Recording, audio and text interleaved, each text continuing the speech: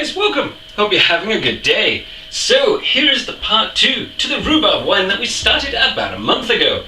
Now you will instantly notice that it is not clear, even though I took the trouble and time to add in pectolase. Yeah, I did add in pectolase, but I stored my pectolase badly. I actually put it on my side next to my oven. I used the oven.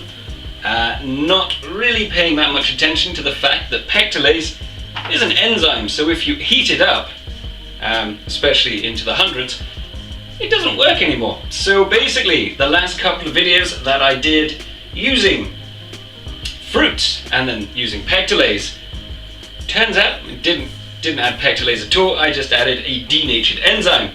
That's my bad. It hasn't affected the flavor, it's just cloudy.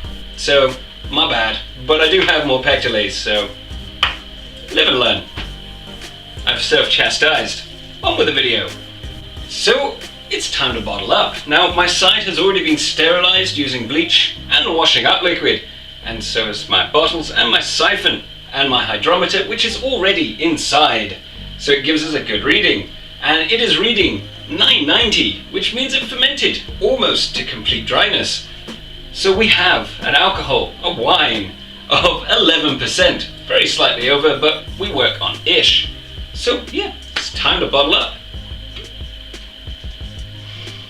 Oh, it does smell like rhubarb. I'm getting a twang of rhubarb citrusy. It's going to be good to try this. So I'm going to go ahead, stick my sterilized siphon in. Oh, I put in my big siphon and we're all ready to go. I'm opening up my lids now. As well, you've got to try and keep these as sterilized as possible. But since I'm using my large siphon tube, it's gonna go pretty quick, so it's gonna be a case of swapping them over pretty quickly. So I'll see you once I'm done. So from our 1 gallon batch, we've got 5 bottles, full bottles. We also have 1 full glass, and there's a few bits in the bottom of the demijohn, but I didn't want to get them and put them in a small bottle. I also spilt a bit because, well, there is wastage in everything you do. So 5 bottles for a normal demijohn isn't too bad. Obviously, if you have used one of the 5-litre water bottles, you would have got your 6 bottles. It's one of the great things I like about it. So our wine now is almost ready.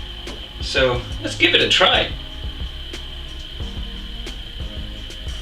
So, it's alcoholic. I can taste a bit of rhubarb, but rhubarb's kind of acidic, and it's got that acidic kind of lemony edge to it. It's very pleasant as it is, but we want a fruit wine. Well, I want a fruit wine. So I've got myself some sweetener, which is non-fermentable, and I also have some sugar, because there are 2 ways to do it. One, you could use the sweetener, and then you don't have to store it cold, or you can add sugar and store it cold. Or you can add sugar and use sodium metabisulfate and potassium sorbate, otherwise known as stabilizer, but I don't want to do that. So I'm going to start with some sweetener, because I can. And just 1 cheeky teaspoon of it. Heaped teaspoon, of course. To try and balance out some of the sweetness to it.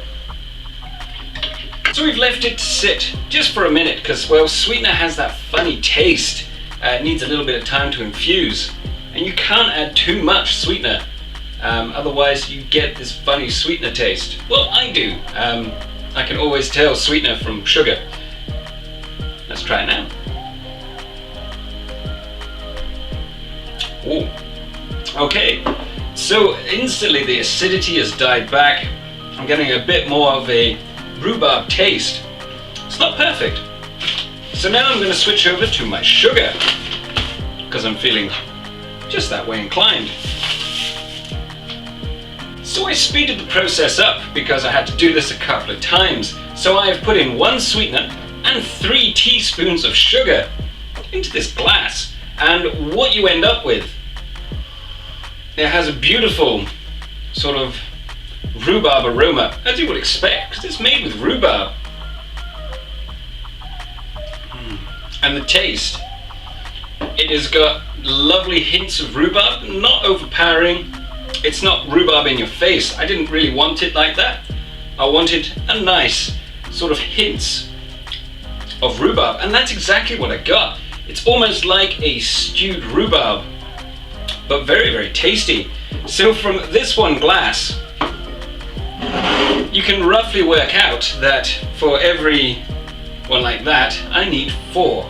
So 4, 8, 12, 16. So that is a lot of sugar. To bring out the sweetness, I'm actually only going to put in 12 sugars into here because it's going to have some time to infuse and mellow. That is really good now. It has rhubarby taste, no zing to it. Really tasty, a quick drinking wine. But I am going to have to store this in the fridge. C'est la vie. If I use sweetener, it would probably have that sweetener flavor, and I don't want that, so I'm going for sugar.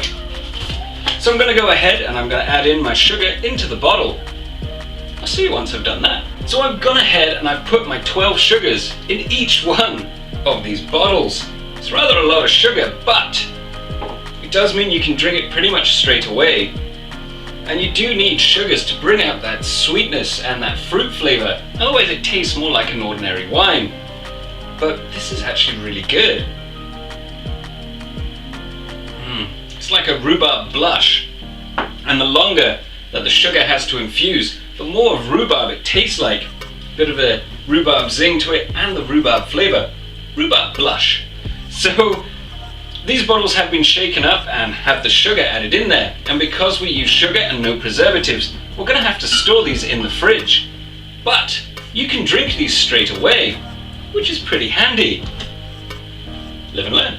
So I really hope you enjoyed this video. Don't forget to check out some of the other ones, and well, subscribe if you feel like it. And carry on homebrewing, guys. Cheers.